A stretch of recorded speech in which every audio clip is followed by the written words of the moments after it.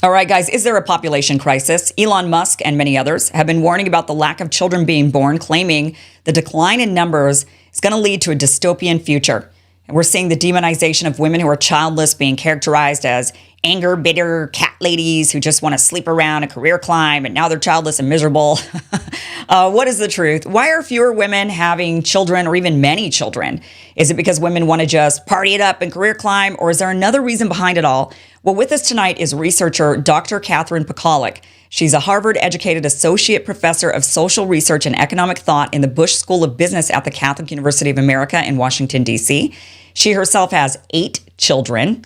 Recently, she published the book, Hannah's Children, The Women Quietly Defying the Birth Dearth, where she interviewed countless women who've had many children of their own. She's also researching many other aspects of the birth rate decline, the birth dearth, and the true reason behind it. The reasons might not be what it seems. Dr. Catherine, welcome to the show. Thank you so much for being here. You're welcome. Hi, Kim. I'm so excited to have this conversation with you because this is a hot topic. Yes.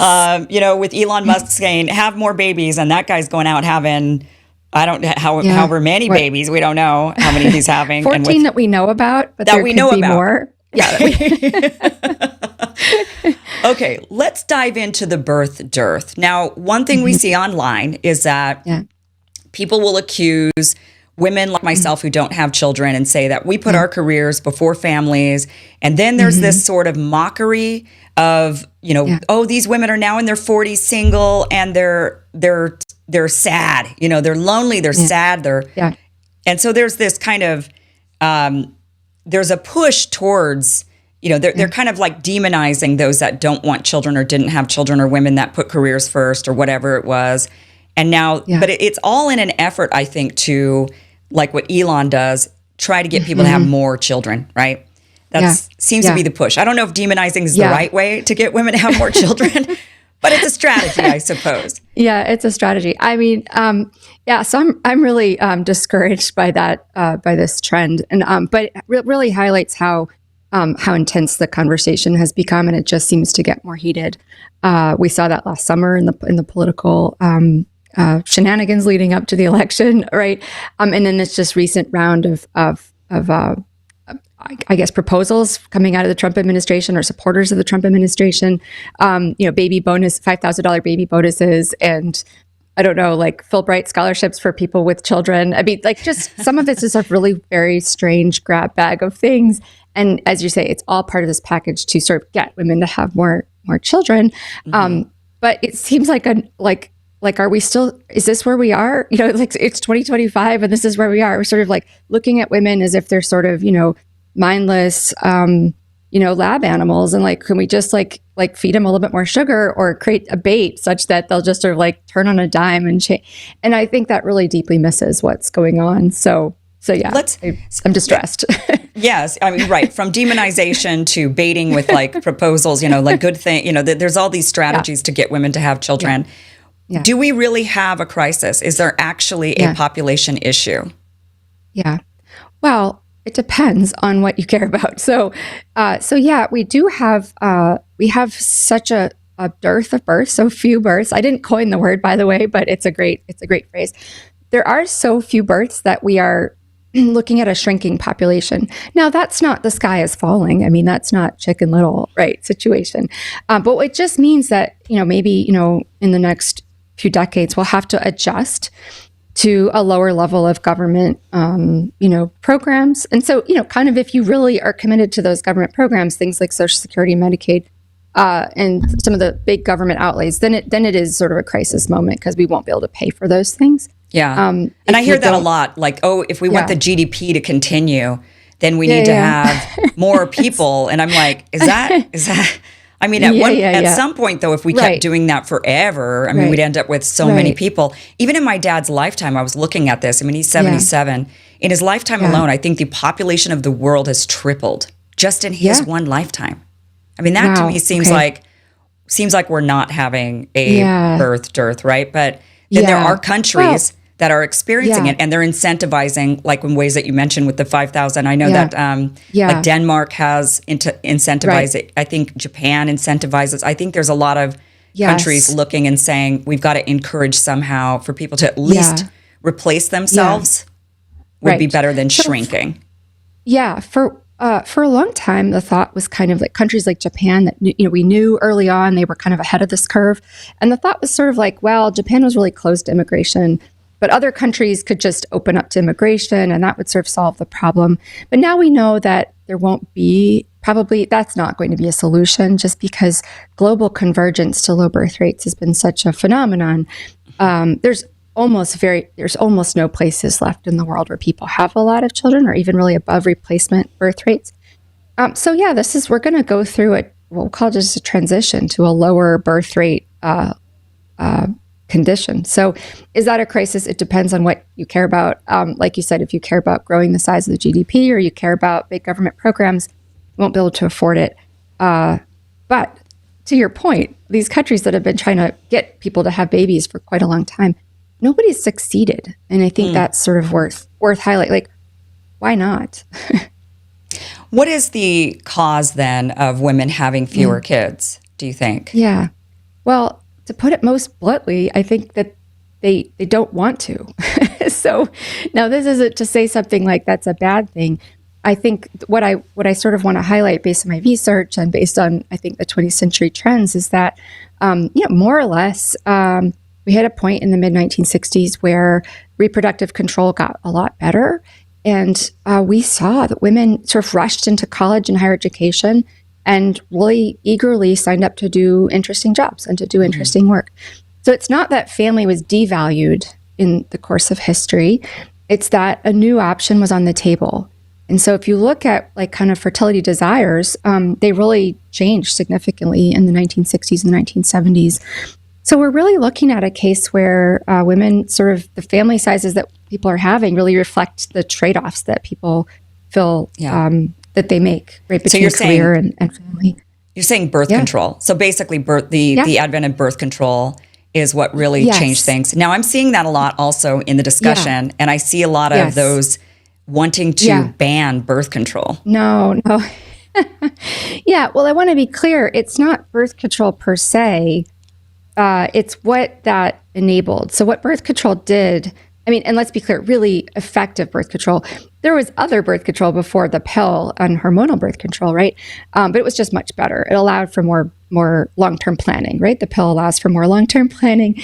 And so it's not that the pill did this as much as it enabled women to have another option on the table. These like long-term, discrete life choices. You could finish college without giving up a partnership. If you banned birth control, it's not as if we don't know how our cycles work these days. Right? So I don't think it would work. I don't think that would be, besides, I don't see that appetite anywhere. So I think that's regressive. I don't think we're going to see that. But yeah, I hear that too. If we could just get rid of college for women, I hear that. Yeah. If we could, right? I get emails to this effect. If we could just get rid of birth control, this would change. I don't think so. I think what's happened is that something new's come along and it's good and it's tasty and it looks great. And so most women choose a mixture of the two, right? Yeah. Yeah, it does seem really regressive to go back. And there's this very big trad wife trend going on where it's, let's just get women back to the traditional, into the kitchen, into the home, making babies. That's what you should be doing. You shouldn't be out there getting college educations and going off into the workforce. And I don't think like reeling into Taliban era like tactics is going to be long-term or sustainable for women. I don't know how we... So... No, I don't think so. A lot of people have gotten in touch and they said, I want to talk to you about your book about trad wives. And I say, actually, I didn't interview trad wives. In fact, I think the term trad wife wasn't even a term when I started interviewing the women in my book. But most of the women in my book went to college, maybe they got a graduate degree. The majority of them worked at least full-time or part-time. And so, that's not necessary to go back to that. And I think it's really still, thankfully, a very fringe idea that sort of politically we should put pressure on people to go back to that. Yeah, I grew up in Idaho, and there's a lot of traditional families in Idaho. And I actually converted to the Mormon church when I was a teenager, and I was Mormon for many, many years. And of course, Mormons have lots of children. And I have to say that a lot of most, if not all of my good friends that are still Mormon and have many children, they all got college educations. In fact, many of them went and got doctorate degrees, and many of them, it worked out really well because even though they were the trad wife, which just for those that don't know, that means traditional wife. That's what it stands for, trad wife. There were times when their husbands would lose their jobs. Like one of my good friends, her husband, he's an attorney, but he lost his job. And luckily she had an education and she stepped in and became the family supporter for like 10 years. And another girlfriend of mine, her husband passed away. And same thing, like she luckily had a master's, and she actually didn't give up work, and she had the most kids out of all my friends. She had like 6 or 7 boys, all boys. And she went on and got her PhD, never gave up her career, still worked, and luckily was able to just take over and step in and completely support her entire family. So there isn't, you can do it. You're doing it. How? Yeah. So that's the big thing is that people say, well, women want to have careers and they can't have both, but there are women, and you've interviewed them. You're one of them. I have friends that are them. So it can be done. How are they doing it? Or are they or are they failing actually and pretending to have done it? No, I don't think they're failing. I mean, I think we would all admit there's hard days, there's hard times, but I mean, anything worth doing is sort of worth doing, even though it's hard, right? I mean, that's fine. Lots of people are doing it. How are they doing it? I think one of the things that I like to say, it's like they think, well, I'm going to fit my career around my children. And I think one of the things that was difficult for like my mom's generation was that they thought, well, you kind of do the career thing, and then, in the spaces that are left, you fit the kids in. And I think a lot of women in my generation kind of looked at that and said, I don't know. I think I may sort of try it a different way. So this idea of like planning your family goals, like if you want 6 or you want to be open to more children, then what I've seen with a lot of like choosing careers that are very flexible, choosing careers that allow a lot of work from home. I mean, that's how I've managed it, is I do a lot of work from home. I mean, my kids are mostly grown now. But in that respect, actually, we're in a great place. It's actually never been easier for women, and not neglecting the difficulties, but it's never been easier to have a really neat, creative, like fulfilled, independent career, working from home, owning your own business, those kinds of things. So I saw a lot of that flexibility and kind of planning and foresight. What do you think it is that has caused women to not? So you're saying that the option of a career has made women not want children. So was that the birth control allowed this new option, and when women were given that option, they decided, being a mom and having all these kids is just not for me? Yeah, so I would like to put it a little bit differently, and I would just say it's not that it made them not want to have children, but just not want as many. Okay. So I do think on average, most women still want children. Most women don't want as many as I have. So, and most women don't want eight's a lot. I know. And most women I would say most women still aren't like, I want none, right? What you see is most women, they're in somewhere in that middle zone. They want 2 to 3, sometimes you hear 4. And that's kind of so what's happened is that's what women would like to have. And then they sort of figure out what they can achieve around their careers, right? And so in some cases, and this is where we're looking at that pinch, it's like a trade-off in some cases, right? Like I would like to lose, 5 pounds. And so if you ask me like, would I like to lose 5 pounds? I'd be like, absolutely. Now, would I like to lose 5 pounds if I had to like do all these things, and I might be like, maybe not as much. And so what we're kind of seeing is that women have wanted a few small, like a slightly smaller family size than their moms and their grandmas, because they want to do other things. And then you're just sort of seeing that trade-off where, so some women are like, well, I would have liked 3, but 2 is what I got given the things. And I'm okay with that. Back in the olden days, it seems like women had a lot of children because, for a variety of reasons. One, there was no birth control, right? So they were just getting pregnant all the time, constantly getting knocked up. But also, my parents, both of them are one of 8. My dad's the oldest of 8. My mom's the youngest of 8. And my grandmothers, they just didn't have the option of birth control. They both worked, though. When I think about my grandmothers, both of them had careers. Yes. They both worked. Yes. But I think if they would have had a choice, I don't know if they would have had 8 children each. Yeah. Yeah. Right. So one thing that we saw in the older days, and I don't know how exactly old your grandparents are, your grandmas. Well, my one is still alive, and she's like 98 years old.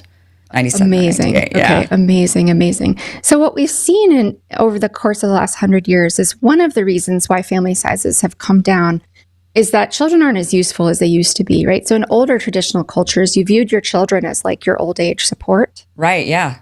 Well, and also just on the farm, help around, exactly. The farm, my dad grew up on a farm, so it was help around, that's what you did. And then, that is also you factored in, they were each one of 8, but one died for both. Both of them mortality. had. Yeah, so then there was that you kind of factor, some of them were going to pass away.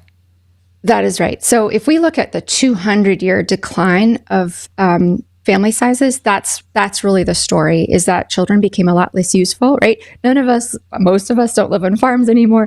So the use value and there's of child labor laws. You're not allowed you're not allowed to let the kids. Exactly. Maybe, so you know what, when all these people are talking about what are we going to do to increase the birth rate? Well, I haven't heard anybody wanted to bring back child labor yet. Child labor, exactly. That's the way to do it. I mean, fundamentally, we're not going to go backwards on economic growth in the sense that we're not going to go back to being so poor that we don't sort of need to have 8 or 10 children to sort of help bring in money, bring in labor.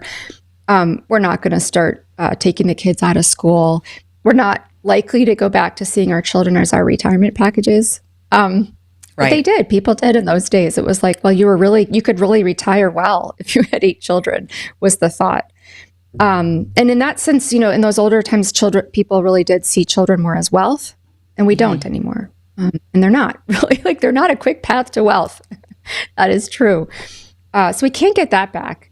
And this brings you back to the religious point, the point you made about the Mormons. So who still has a lot of kids today is people who really do see children as very desirable. And normally, not exclusively, but normally that comes from some strong kind of biblical tradition where people see children as a kind of spiritual wealth. Yeah. But that evades government incentives, absolutely.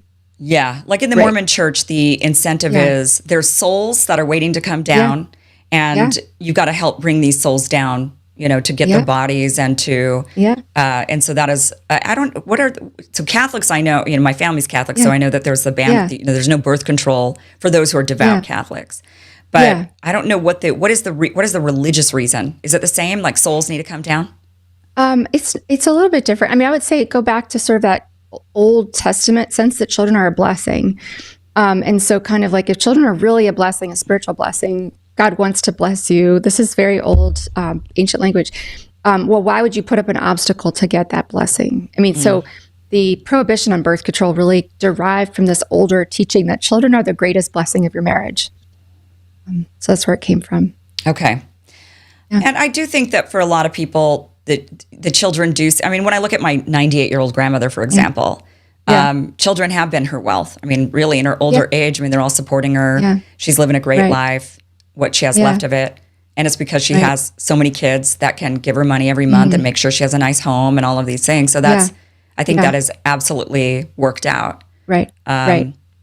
Right. And that does worry, like myself, somebody who doesn't. My sister had a lot of kids. My siblings all had lots of kids. So I got lots of nieces and nephews. You have it covered. And they're all fighting over. Yeah, they're all fighting over who's going to take care of Aunt Kim when I'm old. I get Aunt Kim. No, I get Aunt Kim. Right. That's great. But there is that. I worry about that, and I think about that. I think about well, who is going to be there for me when I'm older? And luckily, I do have these nieces and nephews, and thank goodness my siblings did have a bunch of children. Because otherwise, I don't think I would have that. I mean, that is something to think about. Yeah. Well, and I do think that will come back, actually, maybe not in the next 5 years, but I think that will come back in the next 20 years for a couple reasons. One is we have an aging population, and people are going to face those years and say, well, I have a big bank account I saved, or I have a pension fund, but actually, you can't buy what your nieces and nephews give you. And people will just experience that and will pass that sense on. There'll be stories of what it looks like to get old with nobody around you. Yeah. That's the first reason. The second reason is just pragmatic, because as economics slows down because of lower birth rates, and as these pension programs begin to be, the public pension programs will be less funded, there will be a return to a little bit of that sense of like, you can't count on the government to fund your retirement. Yeah. But I think some of that will come back, just not overnight. Can we talk about the men who don't want children? Yeah. Because I see a lot of men who don't want kids. And they 100%. blame it, there's a lot of this internet stuff blaming women. Oh, it's the women that are the feminists and they just want their careers and they just want to be single cat ladies and it's all their fault. And it's like there's actually two other aspects that they're not addressing at all. One, my husband and I tried for years to have children and we could not. So many of my friends, many of my relatives had to do fertility treatments, had to do IVF, which is also being interestingly demonized by the same very people who want to go back to the trad wives and for women to have all these kids. And then they want to ban IVF at the same time. It's like, so a lot of women have to turn to IVF. There's fertility issues that we're not addressing, maybe chemicals in the food. Maybe it's, I don't know what's leading to the lack of fertility, but women, back in the day, it just seemed like you had sex once and you got knocked up, that's like the fear of every 17, 18-year-old girl, right? Like, oh no, I'm going to end up pregnant from the very first time. And you'd hear all these stories of that actually happening to women. But now that just doesn't seem to happen at all. Like women are just not able to get pregnant, even from young ages. The fertility issues are staggering. And secondly, there are a ton of guys who do not want kids. I feel like I know more of my guy friends who don't want kids than my female friends who don't want kids. Guys don't want kids. I think this is a fascinating question. And when I started to do research into it, so I've got one chapter in my book where I sort of talk about what we do know so far about men wanting children and whether the fertility rates that we see might not reflect, in some sense, men saying no, in relationships. And then you kind of raise that question, well, how do we know that if people are having 1.6 children, how do we know that doesn't more reflect men's preferences than their partners? Turns out we don't know the answer to that because nobody's thought to research that. Wow. So that was to me like a big moment. I was like, wow, so like a pretty feminist research industrial complex has not wondered about this. They've entirely focused on sort of what women want, as if completed fertility is always directly what women want. Yeah. Oh, we get blamed for all of it, don't we? I mean, and even with this. We get blamed for all of it. Exactly. So actually, my next book, I'm going to go travel around and interview men. And I'm going to devote that whole book to what we know about men's fertility desires, like how they shape their interests. And that's the fascinating thing about the women that I studied so far, is that they had husbands who were all like, whenever you want to go and have another kid, like I'm here to support you. So they had a really unique set of partners who were really open to letting them keep going if they wanted to. Yeah, I have a lot of guy friends who have one kid, and after they had one, they allowed themselves to have one. They waited later in life. They finally had one, and then they went and got vasectomies. They didn't want more than one, and they wanted to ensure that they couldn't. And that's amazing. Not at all being discussed. Listen, a lady, a very sweet lady, wrote to me on Instagram a couple weeks ago, and she said, I came to your book, and I'm desperate for another baby. We have one. My husband made me sign a contract before we had this baby about all the things I wouldn't ask for later. And she's like, I don't know how to go about asking him for another. I was like, oh my goodness. I didn't even know where to start. I was like, I'm just going to pray for you because I don't know how to solve your problem. I'm not going to tell you to leave him. Yeah. But I'm also like, this is a very strange relationship that you're in. I don't think it's that strange. I mean, I think it's strange that he made her sign a contract. I think it's strange, but it's not uncommon. It's not uncommon. You mean is it's not uncommon. I think it's very common, and I'm on a mission to sort of find out how common that is. So I think it's actually quite common. Another friend of mine had two kids, but when she got pregnant with the second one, her husband was like, I thought we had decided on one. Yeah. And he would not talk to her throughout he wouldn't talk about the pregnancy. Oh, it's so sad. Throughout the duration of the pregnancy. He just was like, and then when it got too late to terminate, he was like, so we're really doing this. And she's like, yeah, we're really doing this. I'm pregnant with the second kid. And he really didn't want one. But then that baby was born. He took one look at that kid, and that kid was his kid. He was glued to he loved that kid. He was glued to that kid. That kid was very much a daddy's boy. Like, it completely changed. It was like an overnight shift. But up until the birth, I mean, he was like, I only wanted one. Yep. I didn't want more than one. And then it hurts the marriage when one partner feels defied. He felt betrayed. He felt betrayed. Yeah. And that's, but women feel betrayed. I see women get married to men. Yeah. The men know they want kids. And then the guy says, I don't want kids. And then the woman's betrayed by the guy. Yeah. No, I think this is an amazing question. I'm so glad you asked. We just know very little about it. We do know that men's sort of baseline desire for children looks lower than women's, and that like seems to make sense on a lot of levels. But what that ends up meaning for this bargaining or negotiation in marriage about how many kids to have, we just don't know. So I agree. I think we should sort of look, and this is where it comes back to like the Trump administration's proposals, these baby bonuses and this kind of thing. Like we're all talking about like what effect they'll have on women and women's careers and choices. And like, is anybody asking the dudes? Like, it's like well, and I think they're thinking if it means money. That your wife is right. If it means that your wife isn't going to make as much money because she's going to have to drop out, or you're going to have to pay out all these for all these kids. I mean, it's expensive. Exactly. That's right. We know that men feel the sort of breadwinner burden more heavily, that it weighs on them. I mean, I have a dear friend whose youngest child just started college, and she's just had a brilliant life. She's wonderful. And he says, but I remember when we got pregnant with her, he said, I wept. He said, I wasn't making a lot of money and I didn't know how we're going to provide. I wept. He's like, I'm embarrassed now that I wept because she's the biggest blessing in my life. Yeah. But he said, I just didn't know how we're going to pay for it. And he's like, it all worked out. But if that's what we're seeing, like if we're seeing the good, like maybe the guys that are more selfish and they don't want to go along with it. But then there's these good-hearted men that are just really afraid. Oh yeah, the financial. Those all have to be looked at. Yeah. Well, and that's one of my friends who had one kid and got a vasectomy after, and I was like surprised by that. Like, you don't want to have another one. Your one's so cute. And he was saying, no, my financial advisor told me that by the time he goes to college, I'm going to need to have saved up like $100,000 or $150,000 just to send him to state school. Okay. And that's, so when you hear that. You hear it. It's a little bit of fear mongering, isn't it? Yeah. Yeah. It makes a guy think, I can't afford more than one. This is all I can do. So that discussion isn't had at all, that economic impact of, these policies. And this is where it kind of gets challenging because, most of the people who want to have lots of kids and who push for lots of kids tend to be conservative and on the Republican side of the aisle. Yeah. But then they're unknowingly or unwittingly or whatever, pushing policies like no free college education or no free medical care that the cost is so burdensome. I mean, a family of four, just the premium on medical insurance is outrageous for a family of four. Go beyond that. So then you can't have more than two kids.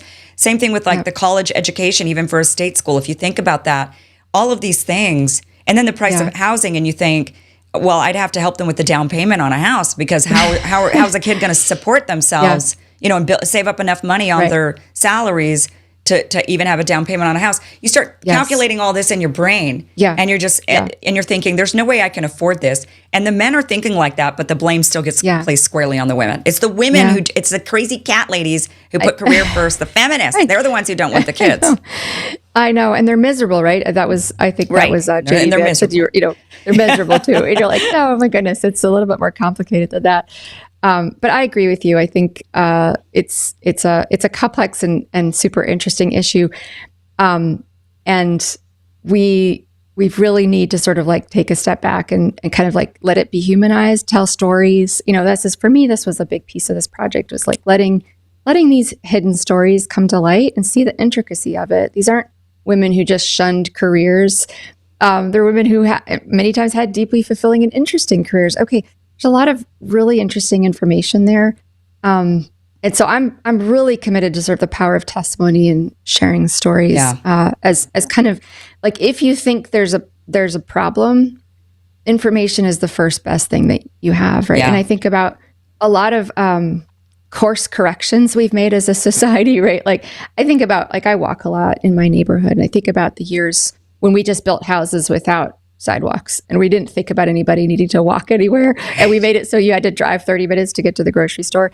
And now we're course correcting, right? So you know, if you go on a real estate app, you're going to find out how walkable is this community.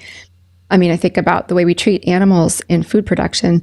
The way a lot of these things have changed is by sharing information that people can act on. So now that I know how you might be treating the animals that I might be consuming or purchasing, like I would like to spend a little bit more to, you know. So, right. I mean, the same thing for, you know, clothing. I mean, there's so many aspects of this.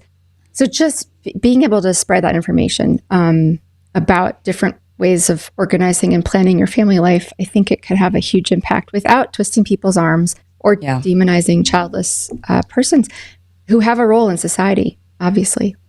So when you interviewed these women, what's a lot of kids? A lot of kids. So I didn't write about her, but the most I interviewed was 15. 15 kids. Yeah. She doesn't make it into the book, although she was lovely. What's the minimum for a lot of kids? Well, for this book, it was 5. That's just arbitrary. But I was looking for sort of people who got past the like, well, I had 4 because I was trying for a boy or a girl. I mean, you know, there's some of that. So I really wanted to grab these people who are sort of intentionally adding to their family for the sake of it. Okay. So it was 5 to 15. 5 to 15. The average was about 7. Yeah. What did you find? Did you find any commonalities, like just certain things I could think of right now off the top of my head? Were any of them living in any major cities in America? It seems like you would not be able to afford that many children in a major city. It seems to me like you'd have to pick a more rural lifestyle, like in Utah, Idaho, you know, somewhere in the Midwest, Texas, maybe, you know, places where you could afford more land, more space, and more kids. Did you find that there was a commonality there, or were women in big cities having lots of kids? I would say I don't think I talked to anybody in a really urban location, but I definitely talked to women in a lot of big cities, but like Denver, Los Angeles, outside of Boston. These aren't people living in apartment buildings in general, like, you know, or like small townhomes, but definitely like in the very adjacent suburbs. And I would say that looked like 2 kinds of things. And I interviewed both types. In one case, one case I'm thinking of right outside of Boston, it looked like a couple that really had very high earning potential, or they were very high earners, let's say. Okay. And so they lived in $1 million house, and it wasn't enormous, but it was certainly big enough for their family.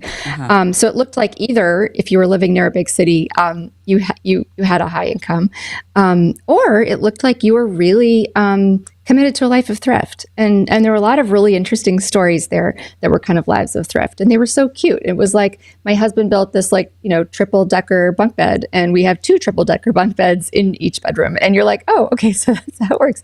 And we pass down clothing, and we go to the secondhand stores. And so there were a lot of stories of, so it wasn't that everybody was living a life of thrift, but that if you were, you know, that was kind of how people were making it work. Okay. So it a lot was of state schools, public education in those cases. Yeah. Okay. So you either had to be really, really wealthy if you're going to be living in a bigger city, or you just had to. Or you were really thrifty. Which I think is how they did it in the olden days. I feel like all of our grandparents, that's exactly how they lived. They were canning food, growing food in the back. They were, you know, they had their own chickens and their own eggs. Yeah, exactly. A lot of the women were like, you know, like besides education, like the extra costs, like once you've had a few kids, like you pass down a lot of stuff. So it's not quite as pricey as you might think. I mean, obviously they're not eating out a ton. People are cooking at home, and, you know, a lot of that. Just healthier anyway. But it's hard to cook healthy for that many people. Usually end up having to do like a big thing of mashed potatoes and like a big casserole. Right? Yeah. No, it's true. A lot of people, I mean, I didn't get a lot of stories of sort of the ins and outs, but a lot of people talk too about sort of the generosity of their communities, which was really heartening. I do think this country is really generous. And I don't mean it in the sense that they were depending on charity, but that they had these really heartwarming stories of like, oh, well, everybody at my church knows, like, you know, we're happy to take hand-me-downs. And so people collect them up and pass them over to us. Not necessarily that they couldn't afford it, but that people are very generous, and people don't like to waste things. I mean, where I live, there's a lot of these kind of like buy nothing groups, and people like to give things. And so there's a lot of that. Yeah. So was there any other sort of like threads that you found that for like advice that you would give to women. I have a lot of friends that would love to have huge families. Yeah. You know, they don't feel like they can. And that's, so it's not about the career either. It's usually financial. Yes. It's usually a financial issue. Yeah. Or, you know, size of their home. And like I've got a family member right now trying to take in 4 foster kids, but they won't let her because they're saying that the house isn't big enough. You know, she needs one more bedroom. So she's like, how do we add on to the house? Like real quick, you know? But it's hard because there's the financial issues and stuff. So what would be the advice that you would give to women that want to have children but don't think they can? Yeah. Well, I think certainly, you know, I can't speak to the specific cases, right? But especially when women are younger, I mean, the obvious thread that emerged was a picture of women who had pretty clear idea that they wanted to have children when they were younger. We know that that's not always the case. I have friends who had their first at 35 and then went like, I want 3 more quick. And then, you know, you can't at 35 or it's a lot harder at 35. So one thing that emerged was sort of planning for it. And I say, like, you know, if you think about high school and college, you've got all these career counselors.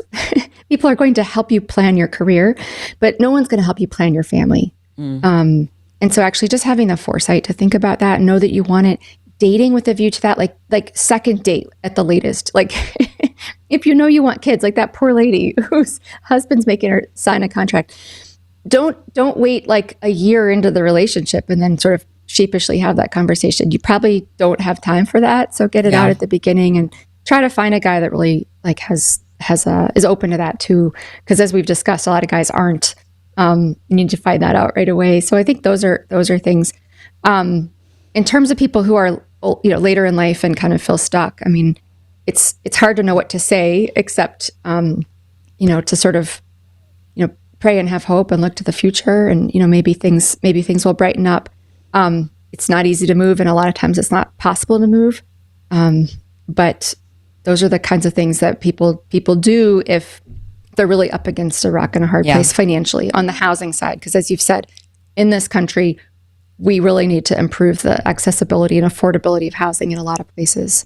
Yeah, if we want to encourage people to have children, I mean, we have to make things more appealing for them, or less stressful, I think is what it really needs to be, less financially stressful.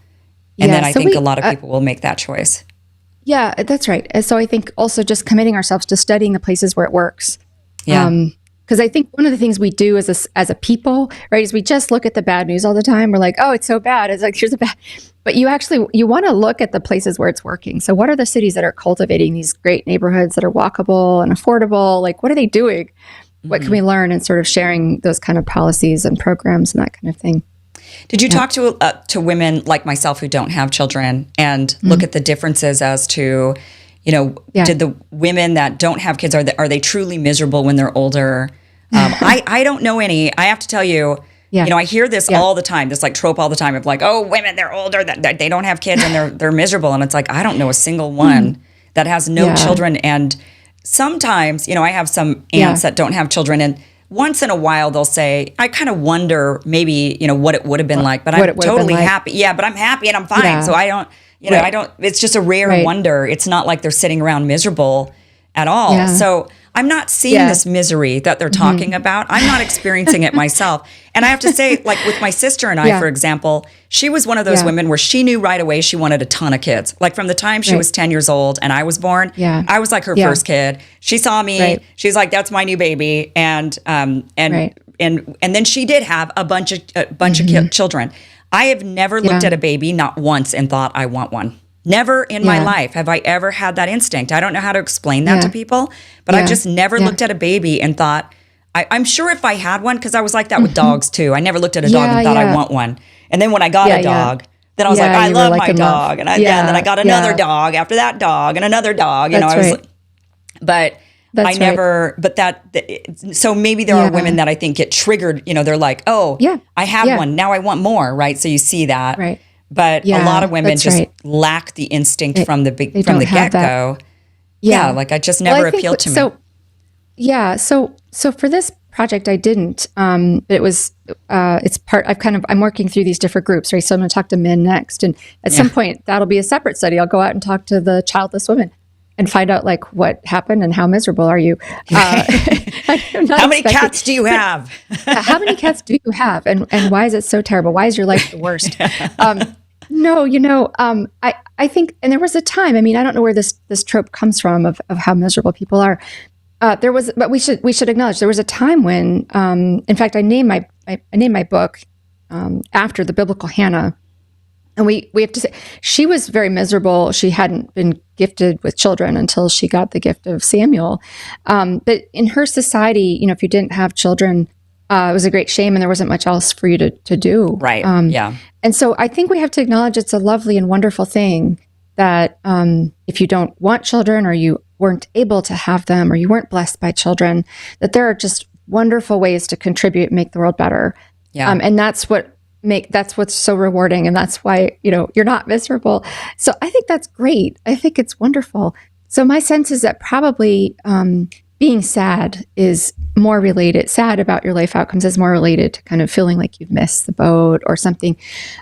So I haven't interviewed your population yet. I hope I will at some point. But I think certainly we would like to affirm and see a society in which like these different paths can be acknowledged and kind of affirmed and recognize that like there's different gifts and there's different callings, right? Yeah. So I wouldn't want my life to look any different than it is. And I'm really delighted at how it worked out. But my life isn't for everybody. Right. So yeah, I think that seems like, anyway, I'm delighted that my friends who weren't blessed with children or didn't want children have been able to live like beautiful, fulfilling lives. And I hope we keep that up. Yeah, I do think we're living finally in a time period. There was a time period with the feminist movement, the push, where women like yourself, or not even like yourself, because you ended up going on and getting a PhD and, you have a great career. Yeah. But the women that gave up and that stayed at home, and that's what they did. They were demonized. They were told that they were wasting their lives. They were told that, well, you're just making babies. That's all. They were told that being a stay-at-home mom was not valuable. And that was wrong to make them feel that way, because that is absolutely one of the most valuable things you could do is raise your children. That's right. But now we've seen a reverse where now it's the women who go after careers and don't want kids are being demonized, called crazy, sad cat ladies. And we're seeing that demonization. But really, it would just be so nice to live in a world where neither of us are demonized. Right? Where we just get to choose what we want and we just say, hey, it's to each their own. Everybody gets to make their choices. Yeah. And I have to say, I feel really fortunate with, I don't have anybody in my life pressuring me to, maybe my dad. Yeah. Dad, and I know you're watching this, but my dad's the only one who kind of, my mom maybe slightly, but none of my siblings or my friends who had a lot of children, not one of them has ever made me feel like, oh, sad you for not having children. And they would say, I've never made them feel like, oh, sad you for being a stay-at-home mom and not having a career. Like, it's just, it hasn't been that way. We just appreciate each other and we live vicariously a little bit through each other. I get to borrow the children when I want the children and go to Disney, and they get to hear all my dating stories, all the stories of what, when I was out there living my life and career climbing and all that stuff. And we get to celebrate each other. And that's really what it should come down to, right? Yeah. 100%.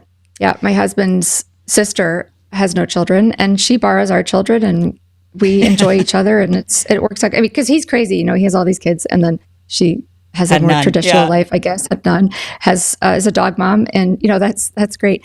I don't know, maybe I'm a little optimistic on this point that we'll kind of pass that point. It's like a course correction. We'll stop demonizing the traditional types, but we don't, I don't see us, except for some fringe voices on the right, I don't see us swinging back to demonizing careers and, childlessness. Right. So I'm sort of optimistic that we'll, and that's part of this project. Part of this project is to sort of show, like, put a human face on this. Like, it's not trad wifey, not in the way that, like, I think that set of memes shows. I'm actually trying to think. I don't think any of the people I interviewed would like that label. Mm-hmm. So, Yeah. Okay. Well, I think the only group that we should demonize, in my opinion, with this whole thing is the guys like Elon Musk or the athletes that just go around having tons of kids with different women. Yeah, making not taking care of them. Right, and not being full-time dads to any of those kids. That to me is, and look at the that's and not the grief, the grief that their partners or girlfriends have because they really can't get that kind of support. I agree with you. That's terrible for the kids. It's terrible for society. It's not a solution to the birth dearth. It's absolutely the last thing we want to do. Yeah. Well, this book sounds great, especially for those who, especially for, I think, young women who, or even whichever age, but it doesn't matter. But I could see people giving this book to younger women who they have an urge and a desire for lots of children, but they do feel like society or economically, they don't think they can do it. This, I think, is a good read to tell women and to inspire women. If this is what you desire, you absolutely can do this. And there's no... You can do this. And it won't look the way you maybe have been told it'll be or whatever. That's right. This is how you can get it done. And I think that's great. Yeah, absolutely. Thanks. Yeah. Thank you so much for being here. Really appreciate it. We do have the link down below for the book. And it's been out for a little over a year now, right? Yes. Okay. Yes. So we have the link down below. And are you on X? Are you? I am at CR Pakaluk. Okay, so people can also follow you there. And I mostly try to share, nice stories about my kids and obviously a little bit about my travels and my research. So, that's great. Thank you so much for being here. Really appreciate it. You're welcome, Kim. Hey guys, thanks for watching this clip from the full Kim Iverson show. You can catch the full show Monday through Friday. It is live streamed for about an hour. It is completely free to watch. Just go to KimIversonShow.com. That is where you'll catch the full show. Again, Monday through Friday, 2 p.m. Pacific, 5 p.m. Eastern. See you there.